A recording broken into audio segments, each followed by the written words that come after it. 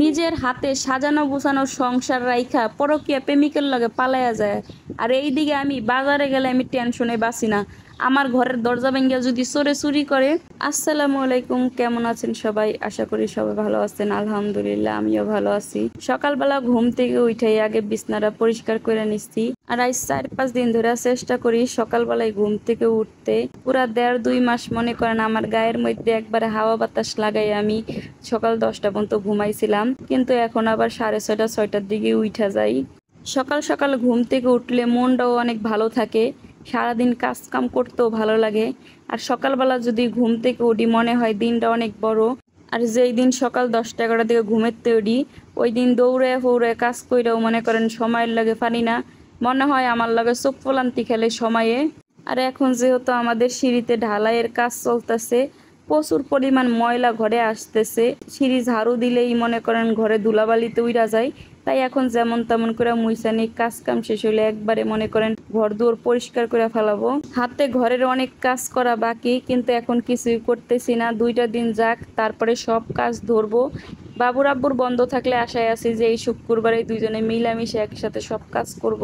সকালবেলা ঘুম থেকে উঠেই মনে করেন আধা ঘন্টা পুরো ধ্যান মাইরা বইসাছিলাম। আর এরকম খবর শুই না মনে করেন যার তার মাথায় বাড়ি পড়া যাবে। 4 বছর সংসার করছে, রাইতে স্বামীর লাগে ঘুমাই আসিল, সকালবেলা ঘুম থেকে উঠা 7 মাসের মেয়ে বাচ্চা পালায়া রাইখা পরকীয়া প্রেমিকের লাগে পালায়া যাওয়ার যে ব্যাপারটা, ওই ব্যাপারটা শুনলে কিন্তু সবারই মাথা গরম হয়ে যাবে আর কি, মাথায় একবারে আকাশ ভেঙ্গে পড়ে যাইব।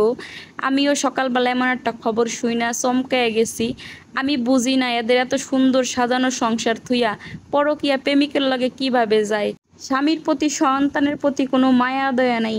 আর এই দিকে আমি একটু বাজারে যাইতে পারি না, বাজারে যদি যাই মনে হয় যে আমার বাসার মধ্যে চোর ঢুকে আমার টালা ভাঙ্গা ঘরের জিনিসপাতি কেন চুরি করে লইলো। আর রইল তো দেশ গ্রামে যাওয়া, ঈদের মধ্যে বাড়ি গেলে তো আমি সারাক্ষণ টেনশনেই থাকি। আল্লাহ রে আল্লাহ, যদি ঘর চুরি হয়, ঘরের সামনে 2টা সিসি ক্যামেরা লাগানো, হ্যাঁ মনে করেন টেনশনে আমি বাঁচি না। যদি এই সিসি ক্যামেরা যখন বন্ধ করব তখন যদি চোরাইয়া ঢুকে পড়ে। আর রইল ঘুরতে যাওয়া, ইচ্ছা না আসলেই বন্ধের দিন আসলেই জামাই আমারে খালি কইব, বউ গিন্নি চলো এনে যায় ঘুরে আসি, গিন্নি ওনে যায় ঘুরে আসি। বিশ্বাস করেন আমার একটুকু ভাল লাগে না। তার কারণ একটাই, আমার এই ঘর থুই আমি কোথাও শান্তি পাই না। আমার এই ঘরের তো বাইরে এলি মনে হয় যে আমার পরানটা ছটবড়ায় কি জানি আড়াই লাইছি। এই দুনিয়াতে মানুষ চোরের অভাব নেই, কখন জানি আমার ঘরটা চুরি হয়ে যায়। এই ধরে আমি কোদানো যাই না, না খেয়ে নিজের ঘরে ফিরে থাই।